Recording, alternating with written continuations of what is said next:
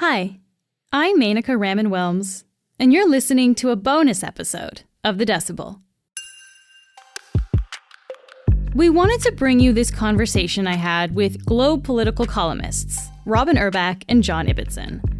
We talked about Pierre Poilievre's Conservative leadership win and what it means for Canadian politics going forward.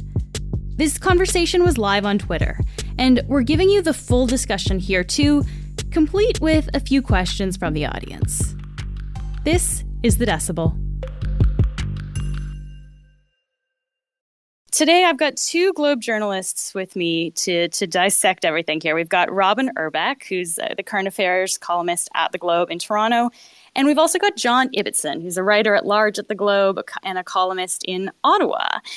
Robyn and John, I think you're both here. Thanks for joining me today. Thanks. Great to be here. So let's get started talking about the convention night itself on Saturday. And I want to talk to you about this first, John, because you and I chatted ahead of the convention for an episode we did last week, and you totally called the result. You said Poilievre was going to win on the first ballot, and sure enough, he took it on the first ballot. But I'm curious, did anything that you saw on Saturday at that convention, did anything surprise you? Well, the size of it. Yes, I said he would win. Yes, I said he would win on the first ballot. That's not rocket science. There were a whole lot of people who could tell from the fact that he'd signed up 300,000 members and that the membership had jumped to over 700,000. The only one interpretation for that, which was that Pierre Poilievre had signed up hundreds of thousands of members and was going to win on the first ballot. But 68% of the vote, that's surprising. Anybody who's written a column about or commented about the Conservative Party being split by Pierre Poilievre, no, it ain't. If you think, all right, what's going to happen with the red Tory vote? Well, if the red Tory vote was Jean Charest, it was 16% of the vote. And if you're saying, well, what about the Social Conservatives? They need a voice in the party. Well, Leslie Lewis represented the Social Conservatives. She got 10% of the vote. So the man who's leading this party is someone who got more than 2/3 of the support of all the party members. Whatever else happens going forward, the party is united. This is it's an interesting thing to note, and we will talk about party unity as we go on. But Robyn, I want to talk to you about one thing that actually I noticed that stood out to me as I was watching that convention on Saturday night, as I do, as I'm sure both of you did as well. After the results were announced, Pierre Poilievre and his wife, Anna-Ida, actually took to the stage together. And his wife actually spoke first and introduced Pierre before his victory speech. And so, Robyn, I'm wondering about the decision to have his wife speak there. What can we learn or kind of read into that decision? Well, first off, she's a firecracker. Like, she's worked within the Conservative Party for years, and she's really well liked within the party. And I mean, there's a joke that when you have like a strange man, usually you look at his wife and his wife kind of normalizes her a little bit. And I kind of think that's what Anna does to a certain extent. She is not the typical sort of like, I hate to say trophy wife, but that's kind of what we see a lot in politics, where there's, the wife or sometimes the husband on the side who's just kind of silent and clapping and kissing and holding the babies, and that's it. Like, she is a conservative firebrand. She speaks so well. So she's kind of like his not so hidden weapon in a way. And I think, I hate to be so crass about the identity politics of it, but that's what a lot of politics comes down to. We know, and I'm sure we'll talk about it in a bit, that the Liberals are going to try and paint Pierre Poilievre as white supremacist and catering to the right wing and what have you. Well, his wife is a Latina woman from Venezuela, and she moved with her family to Montreal. And Pierre Poilievre even talked during his victory speech about how his kids are going to learn French first and then Spanish and then English. So it's something that he kind of has to deflect against those accusations. Like, you're a pretty crappy white supremacist, I got to say, if you marry a Latina woman. And her French is also amazing, I will say, too, right? You heard her speak French there as well, saying she grew up in Montreal. So that's got to be something that they're thinking about as well. John, let's go back to you. You talked about the kind of the numbers there about Pierre Poilievre winning with 68%, a big number. We also saw Stephen Harper win on the first ballot with a big number like that. I wonder what you think about, I guess, the similarities there. Well, of course, Stephen Harper won on the first ballot at the creation of a new party. Because the Conservative Party had just been formed from the alliance from the union of the Canadian Alliance and the Progressive Conservative Party. So it was a brand new party. He was its leader. He remained its leader for more than a decade until he was defeated as Prime Minister in 2015. The party then, I think, looking back in retrospect, maybe went into a bit of a no man's land where it took forever to elect Andrew Scheer at the 2017 convention. And we saw the really deep divisions inside the party. Maxime Bernier walked out of the party not long after. We saw Aaron O'Toole take several ballots to win a few years later.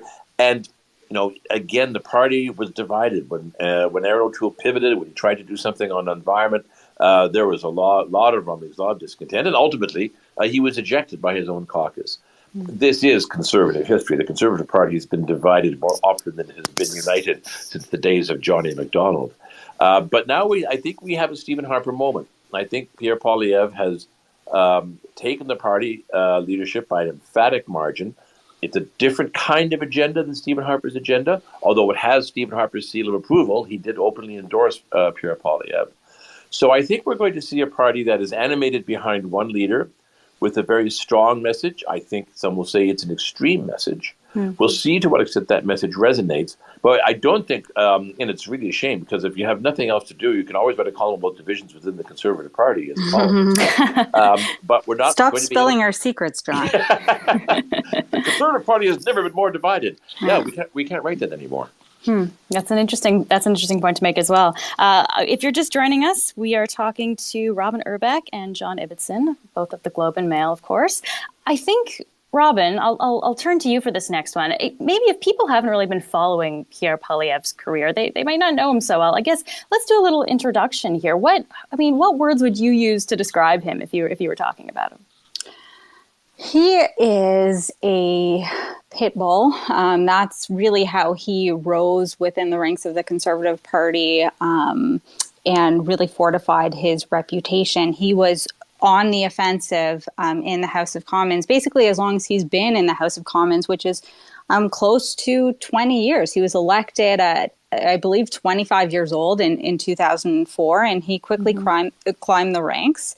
When Stephen Harper didn't necessarily want to get his feet dirty on certain things, or was Skippy in the front row, willing to spit venom at his political opponents. Sometimes it got him in trouble. Oftentimes it earned applause from his colleagues. And that's sort of how he has defined himself as a politician, really.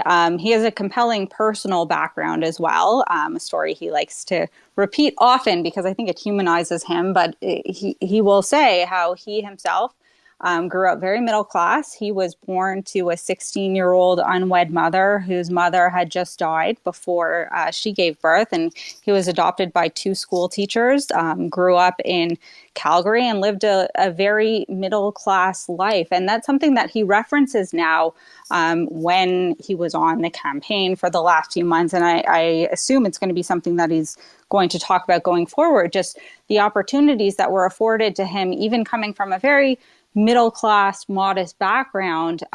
Those opportunities aren't necessarily afforded to people who were born 10 years after him, even. He talks a lot about how difficult it is for young people to afford to start a family or buy a home. And it seems as though he can relate to that in a way. I mean, if you take a step back, I don't know how much someone who earned his full pension when he was like 31 years old can really relate to the struggles of a millennial today. But that's a bit besides the point. But that's something that he references a lot. And I think it's brought him a lot of success, just being able to speak to those economic struggles that a lot of particularly young people in Canada have today. I'm glad you brought that up, Robyn, because I think that's what a lot of people have seen of him throughout the last few months of this campaign. Especially, he's talking about affordability issues, and the other thing that people may associate with Poilievre is his support of the trucker convoy in Ottawa earlier this year. People may remember there were pictures of him circulating, taking pictures with people down there in downtown Ottawa. And John, I want to throw this to you because, of course, you were in Ottawa when all of this was going on. Do you think that Poilievre's support of that, do you think it helped him in the race? Do you think it hindered him? What's your read on that? It probably helped him in the leadership race, and now it's going to hinder him in the larger context. The Liberals are certainly going to try to portray him as an extremist. He played footsie with the convoyards in Ottawa, although we always condemned any illegal actions. You could argue the entire convoy itself was illegal. The entire occupation of Ottawa was itself illegal. He also plays footsie with the conspiracists who reference the World Economic Forum, some kind of vast global conspiracy. He said he wouldn't allow his cabinet ministers to go to their Davos meeting. He doesn't actually join with them, but as I say, he plays footsie with them. And the Liberals are going to make hay of this. They're going to portray him as a wingnut, or a guy who consorts with wingnuts, as a conspiracist, or someone who consorts with conspiracists. And that's going to be something he's going to have to figure out. But there's one other thing I would say in that context. The Liberals were very good at portraying Andrew Scheer as intolerant and dangerous and a threat to women's rights. Scheer could never really, it seems, shake that off. In the end, they did a pretty good job of demonizing Aaron O'Toole as well, because O'Toole had a hard time defining himself. Pierre Poilievre is very good at defining himself. He knows exactly who he is. And when I was watching that speech at the conference on Saturday, I harkened back to something that I had written in 2013 when Justin Trudeau became the leader of the Liberal Party. I said, we can talk about policies and we can talk about this and we can talk about that, but in politics, either you've got it or you don't. And Justin Trudeau's got it. I think for the first time since Stephen Harper, I would say if the question is, have you got it or don't you have it? I think Pierre Poilievre has got it. What is it? I don't know. You just know it when you see it.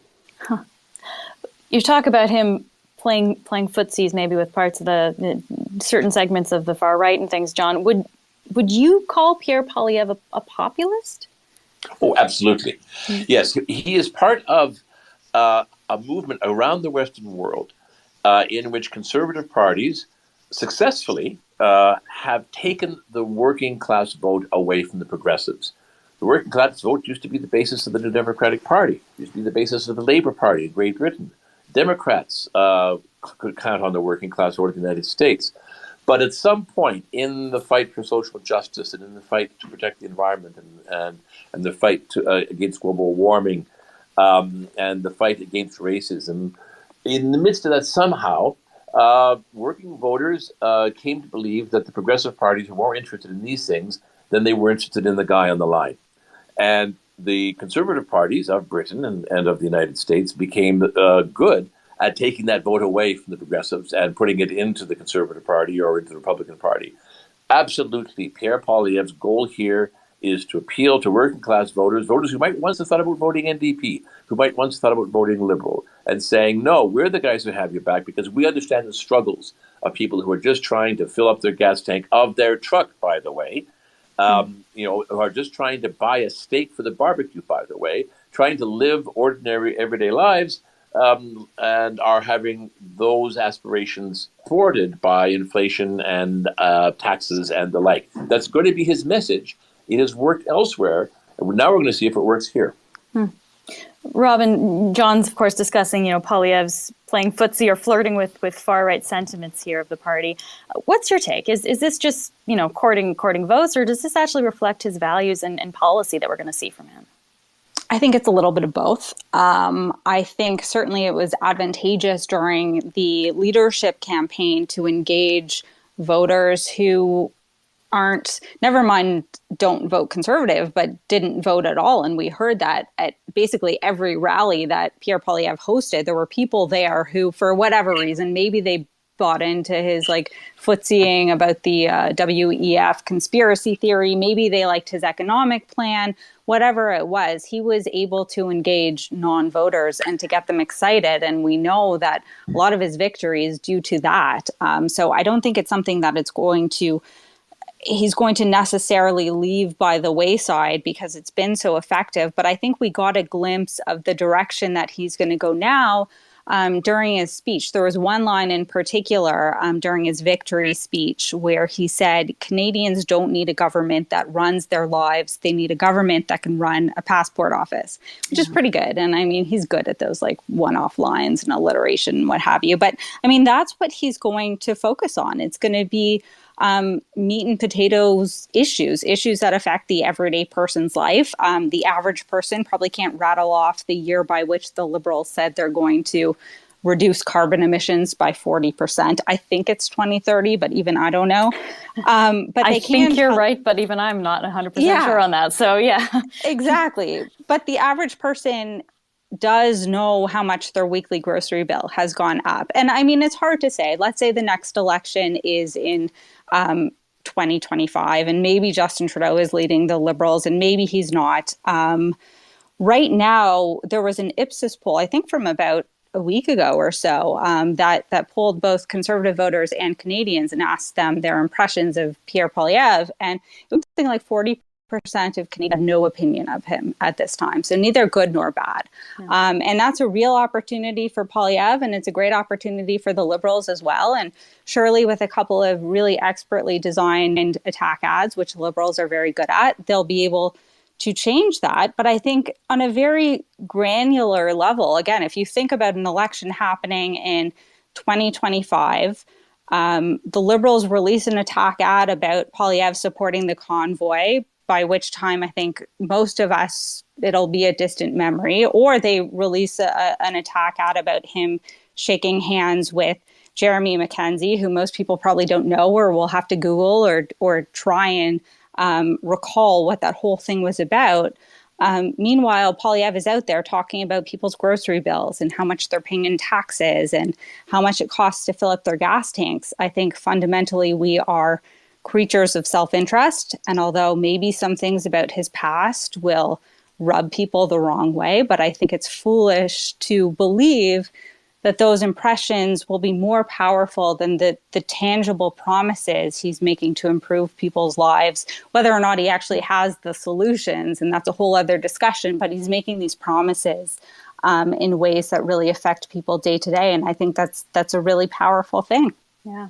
And Jeremy Mackenzie, you mentioned, of course, is the leader of an accelerationist group. So on that right edge of the spectrum there as well.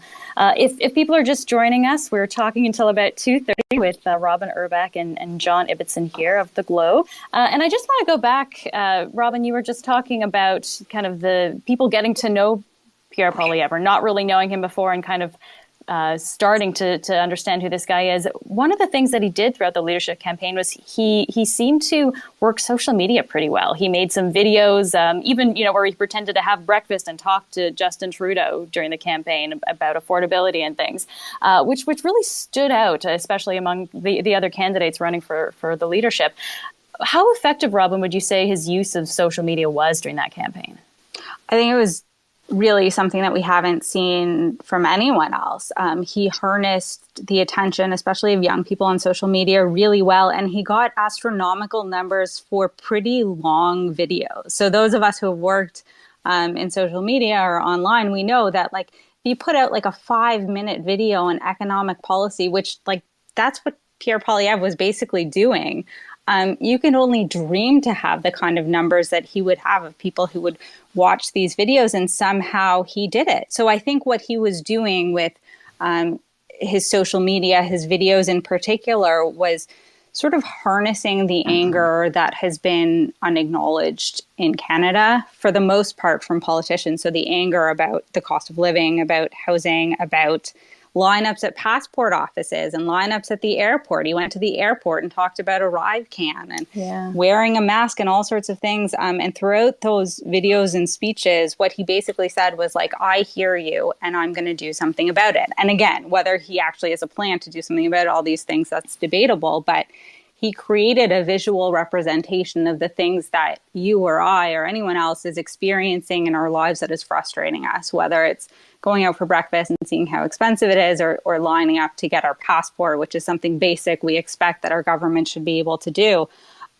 He harnessed our attention really well. And I think it was through social media that he was able to reach those unconventional voters, or the people who otherwise might not be engaged in the political process, because that's how you get them, right? You get them through Facebook, and you hope that people are sharing those videos, or Twitter or YouTube, that they're sharing it and expanding it to the rest of their network. And that's how people who normally don't care at all about politics are seeing messages from this guy named Pierre, who has a funny side part, but is saying the things that actually matter to you. And I think that was really key for expanding his support throughout the campaign. It's certainly something I expect that he's going to continue to do now as leader. John, I want to bring you back into the conversation here. Earlier, we were talking about party unity here. So let's go back to that. This is the third leader in as many years for the party. We've had Andrew Scheer and Erin O'Toole, who both didn't really last very long. And we've talked about how Poilievre has reached out in a populist way, but I guess what about conservative members who are center-right, kind of the so-called red Tories? Is there a place for them in this party under Pierre Poilievre? Well, that's up to them. I mean, one of the things that Pierre Poilievre has done, as Stephen Harper did well, is define the party. He's defined the party as, well, first of all, his party, and that it's the party of Pierre Poilievre, just as in 2013, Justin Trudeau took a bankrupt third-place Liberal Party and rebranded it as the Justin Trudeau Party. And it's been the Justin Trudeau Party ever since. It will be a challenge for the Liberals if and when Mr. Trudeau leaves to find a leader who can get over the fact that it is really just a private personal property of Justin Trudeau. The Conservative Party is now the private personal property of Pierre Poilievre, 68% of the vote, for crying out loud. So if you're a red Tory, or if you're a social conservative, if you're to the right of Pierre Poilievre and you want the Conservative Party to fight for the rights of the unborn, for example, you have to decide for yourself. Am I a red Tory who can live with Pierre Poilievre? And if not, the Liberal Party awaits me. Or am I a social conservative and I cannot tolerate the fact that Pierre Poilievre is LGBTQ friendly and supports the right of a woman to choose? And if you can't tolerate that, then, well, Maxime Bernier's People's Party awaits you. If you decide that social conservative issues matter to me, but broader conservative values matter to me, or if you decide that the brokerage politics of the Red Tory movement, the socially progressive but fiscally conservative politics of the Red Tory movement are important, but on the other hand, I hate Liberals. I want the Conservative to win the next election. Then you will stay inside the Conservative Party as well. But it's your choice. Pierre Poilievre, although he said on Saturday night that he was opening his arms to all members of the party, has specifically defined what the party is, the party of his values, the party of his priorities, his party. Do you want to belong to it or not? It's not for Poilievre to come to them. It's for them to decide whether they want to come to Poilievre. Well, I'm glad you brought up the People's Party of Canada there and Maxime Bernier, John, because I think this is something that's on a lot of people's minds. And we actually have a couple of audience questions about the PPC. So let's go to one of these now. Somebody's asking about basically Pierre Poilievre's relationship, essentially, or I guess negotiation with the support of this party here. On many fronts, he has similar maybe commitments to the PPC, but there's one difference, which is immigration levels. Where do you see Pierre Poilievre landing on that? And more importantly, how do you see him pitching it to voters? Maybe, Robyn, we can go first to you here, and then John, we can get your take as well. I think, well, that's the one thing that definitely distinguishes the PPC from the Conservative Party under Pierre Poilievre, under Pierre Poilievre, where the Conservative Party is going to go. He supports immigration. He's talked about fast-tracking immigration processes for people who have the skills that we need here in Canada. So it's something that he is unapologetically in support of, and that could not be more different from what we hear from Maxime Bernier. The People's Party did pretty well, actually, in the last election. I think they got close to 5% of the popular vote, which is pretty good for a relatively fringe party. But I think the PPC's issue during the last election was all about vaccines and vaccine mandates. And I think that's where they borrowed a lot of their support. It's certainly something that Poilievre has talked about, and he says that he doesn't support vaccine mandates, although he supports vaccines in principle, whereas Maxime Bernier has said he says he hasn't been vaccinated. He doesn't plan to be vaccinated. So the PPC provided a home during the last election, certainly for people who opposed vaccine mandates or the vaccines themselves. But as we get further from the COVID-19 pandemic, I don't know how relevant the PPC party is going to be anymore. That was basically their big issue during the last election. It also distinguishes those who, it refutes those who believe that Pierre Poilievre is Donald Trump come north. Mm-hmm. And you see a lot of that, especially on social media. Oh my God, he's Canada's Trump. No, he's not. Trump opposed immigration. In fact, Trump is frankly racist. And Poilievre supports high levels of immigration. Poilievre supports, as I said, LGBTQ issues. He supports a woman's right to choose. There's nothing of Trump in Poilievre. Maybe Doug Ford, yes, but not Trump. Robyn, do you see the same thing? Like, would you draw that distinction between what's happening south of the border with what happened with Trump versus here? Yeah, I think it's a bit of a lazy comparison when people talk about Pierre Poilievre as the Trump of Canada. There's nothing really socially conservative when you talk about the big issues, as John said, like abortion or LGBT issues or those sorts of things. Pierre Poilievre leans more libertarian. You can't at once say that you're going to get rid of the gatekeepers and then also say, but we're going to keep the gatekeepers for like these social issues that I don't really like. He doesn't want to wade into it. And I think it's, I don't know how much it is his personal values or just the fact that it's pragmatic. In Canada, you're not going to win if you're talking about rolling back abortion rights or reopening the gay marriage debate or things like that. Like, there is no political appetite for anyone who's going to propagate those issues at all. And I think that was a big issue for Andrew Scheer, frankly, because he would blush and look at his shoes every time someone asked him about gay marriage in 2019. Like, you're about 20 years too late to be bashful about that. So I don't think the comparisons to Trump really stand. They're both populist in that sense. I mean, there's a comparison to be drawn. But beyond that, I think each is his own animal, and you can criticize them independently. But I don't think the comparison really stands at all. We are just after 2:30. We're going to go a few minutes late, if everyone's okay with that, just because we have a few more questions that we want to get to. I especially want to talk about the kind of the potential next election, this looming idea that people are asking some questions about here too. And I want to talk to you both about Quebec, because this is always a key election battleground. John, how do you think the province will respond to a Conservative Party under Poilievre? Is he going to be able to build support in Quebec? It's a really interesting question, but it has a two-part answer.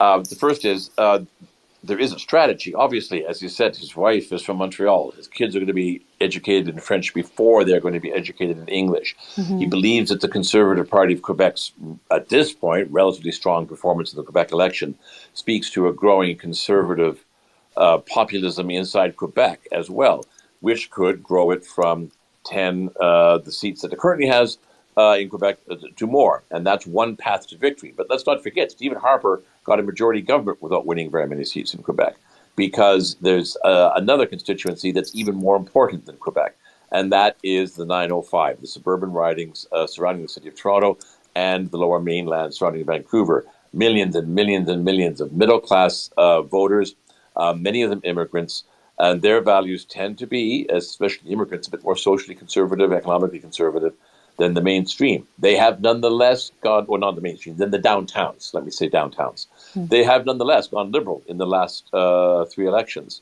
If Pierre Poilievre can win those immigrant middle-class voters in the 905, he will form government. If he cannot win the middle-class voters in the 905, he will not form government, although it would be very, very helpful to his cause if he could expand his base in Quebec as well. I want to put another audience question to you. Actually, Robyn, I will. I'll pass this one on to you, because we were talking a little bit earlier about Pierre Poilievre talking about affordability, especially in this leadership campaign. Someone's asking, could you touch on how Pierre can make home ownership a reality for all Canadians? He has talked a lot about home affordability. So does he have a plan, a platform, any kind of thing that's, I guess, concrete really about how he would do that? I guess the most concrete thing that he's said really is that he will tie federal housing infrastructure to certain zoning requirements, and maybe that will get it done. I think like nothing's really going to fix the housing situation in some of the big cities like Toronto, Vancouver, etc. Sorry, what does that mean though? The zoning, like that's, I don't really know what like zoning requirements means there. So it kind of means like there are all sorts of like Byzantine rules in Toronto, for example, that houses cannot be over 2 stories or 3 stories, or certain areas aren't zoned for multi-family housing. So you need to have a single family home on a property instead of like a 4-plex or a 6-plex or something that would allow for more families to live on a certain site, which increases density. And a lot of NIMBYs come out, so not in my backyard type people come out and say that they don't want this because, of course, it negatively affects their property values. If you have a neighborhood with single family homes and then all of a sudden there is what appears to be sort of like a mini apartment complex popping up in the middle of the street. So basically, Pierre Poilievre is sort of saying, okay, well, there's all this money all the time from the federal government to go down through the provinces and to the municipalities to build more housing. And we have all of these resources available, but we're not going to give you these resources unless your city council comes together and in one way or another says, okay, well, that requirement in Rosedale that houses can't have 6 families living in them or what have you, we're not going to give you that money unless that's something that's changed. So it's kind of like a multi-step sort of way of doing things. It's a complex issue, and it's really hard for someone at the federal level to implement blanket policies because the situation in various municipalities is different, right? Like the situation in Toronto is different from Montreal. It's different from Peterborough, Ontario, and all sorts of things. But that's one sort of concrete way that Pierre Poilievre has said he's going to see to relieving the cost of housing. But that's something that takes years and years and years to implement. And it's one lever among many that need to be pulled in order to address the cost of housing. There's certainly a whole bunch of other things that he could do. Let's say if he won an election, became prime minister, and had all of the tools at his disposal. But it's a complex issue that he hasn't really explained thoroughly, nor do I kind of expect him to. Like at this point, he's just having won a leadership race. He's not going to release a very, very detailed housing policy that approaches it in a really holistic way. But I mean, a lot of what he's saying too is a lot of what he's saying on all sorts of things, like inflation, for example, that he's going to try and control it, but he also criticizes the governor of the Bank of Canada for increasing interest rates. So it's a lot of promises about how he's going to do things without really explaining the nuts and bolts in a comprehensive way. Yeah. John, here's another audience question that I want to throw to you, because this one's also asking for more about Poilievre's policy choices here. So the question is, what is his voting record on the quote unquote working guy concerns? So has he voted for increased minimum wage, anything that kind of improves the life of the quote unquote working class? He's been around for a while, as we know, an MP since 25. So what is his record there? What's he done? Well, his record is the record of the Conservative Party. He has never voted against the cabinet. In fact, he was a member of the cabinet for a while under Stephen Harper. So his idea of helping out the working guy is, and of course, and the working woman, is to cut taxes, reduce regulations, and promote employment. I mean, this is the difference between Liberals and Conservatives. Liberals would say, we increase supports for childcare so that people can put their kid into childcare and both members of the family can work. We increase supports in other ways for individuals who have problems accessing school or university. The Conservatives tend to say, well, we kind of flatten the playing field by reducing regulations, by reducing taxes, by reducing deficits, and then encourage people to go for it, get it to be as socially mobile as they can be. Whether if one of those approaches is offensive to you, if you believe that the role of the government is indeed to intervene to help people who are disadvantaged, then you're progressive and you're going to vote that way. If you believe that the role of government is to get rid of all those taxes that are eating up your paycheck and keeping you from going where it is you want to go in your life, then you're going to vote conservative. And Poilievre's position is pretty consistently, as has Stephen Harper's position been pretty consistently, one of fewer regulations, fewer taxes, smaller government, and that people live their lives. We are about 10 minutes over, so I know we're going to have to wrap soon. But I do want to get in one final question, actually, to both of you. Just kind of looking ahead in terms of the reaction to Poilievre's win from the other parties. So, Robyn, I'll go to you first, and then John, you can chime in as well. What do you think the Liberals and the NDP will do now in response to Poilievre's win, to the momentum that he's kind of built up here? How will they counteract this? Well, it was funny, and I think Pierre Poilievre actually mentioned it in his speech to caucus today, that there was a Toronto Star story or something, and it was probably the way the headline was torqued, but it said something like, in response to Poilievre's victory, the Liberals promised to address inflation, or something like that. And he pointed to that kind of jokingly, saying like, okay, Poilievre gets results already, and I've barely, had this job for 12 hours or whatever. I think there's a lot of scoffing, I think, from the opposition about Pierre Poilievre. I think a lot of people thought that he wasn't going to win, or if he was going to win, then he's such a polarizing choice that he will be so easy to defeat. In fact, that was Jean Charest's message throughout the campaign. He didn't really offer much by way of a vision for the Conservative Party under his leadership, but he did say, I'm the only one who could beat the Liberals and Justin Trudeau. Like, that was his message. Basically, vote for me if you want to win. And I think the Liberals kind of ascribe to that as well, that Pierre Poilievre is the beatable one and Jean Charest would be the tough one because he was more centrist than Poilievre. But I think the smart people among the NDP and the Liberals are worried because they see not only that the Conservatives seem to be pretty united in a way that they certainly weren't under Andrew Scheer and weren't under Aaron O'Toole. And a united party is one that's much more difficult to come up against. But they also see the political skills of Pierre Poilievre. He's a great speaker, whether you like what he's saying or not. He gets in front of a microphone and he's passionate and he gets his words out and he has this turn of phrase that's easy to remember. Again, whether you like it or not, he coins things like just inflation that stick in your head. And he has lines about fixing passport offices and things like that. And those are the things that really resonate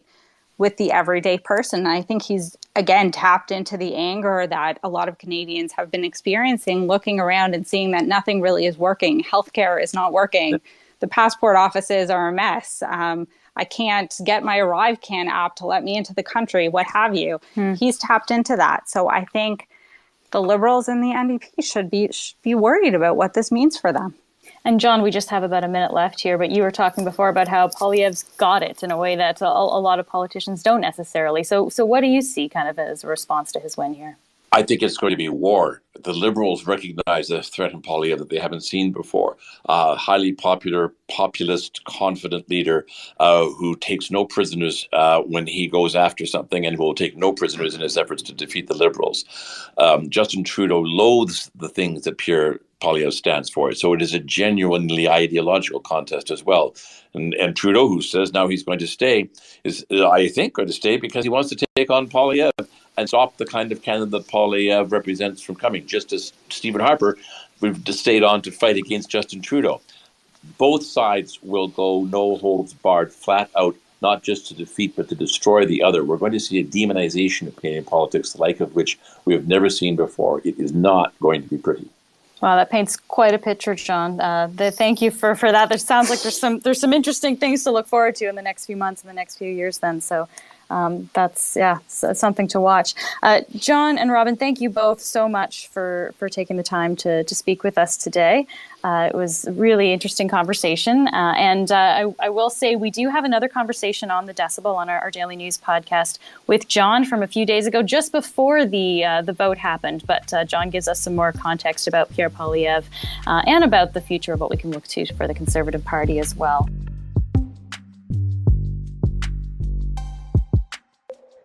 Thanks so much to everyone who tuned into our Twitter space, and to John Ibbitson and to Robyn Urback for joining me. You can follow me on Twitter at MenakaRW and let me know what you think. That's it for today. I'm Menaka Raman-Wilms. Our producers are Madeline White, Cheryl Sutherland, and Rachel Levy-McLaughlin. David Crosby edits the show. Kasia Mihailovich is our senior producer, and Angela Pacenza is our executive editor. Thanks so much for listening, and a regular episode of The Decibel will be in your feeds tomorrow morning, like always.